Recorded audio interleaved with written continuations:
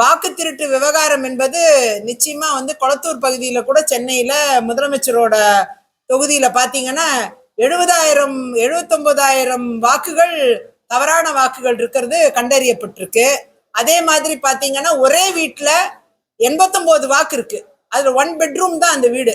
அதுல 89 பேர் பதிவு பண்ணியிருக்கிறாங்க. அப்படிலாம் தமிழ்நாட்டிலே இருக்கு.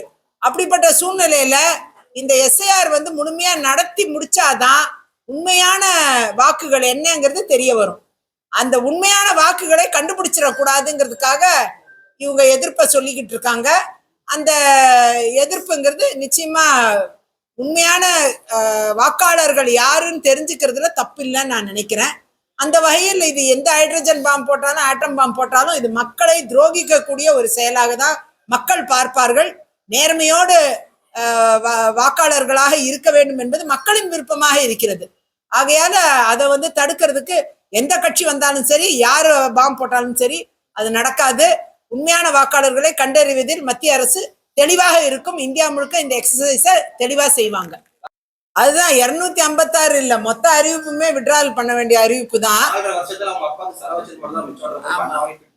ஆமா, அதாவது அவங்க செல வச்சது, பேனாவை வைக்க முயற்சி பண்ணது, இது மாதிரி ஒரு சில அறிவிப்புகளை தவிர மிச்ச எல்லா அறிவிப்பையும் அவங்க விட்ரா தான் பண்ணி ஆகணும். அப்படிப்பட்ட ஒரு கட்டாய சூழ்நிலையில் இன்னைக்கு திமுக இருந்து கொண்டிருக்கிறது.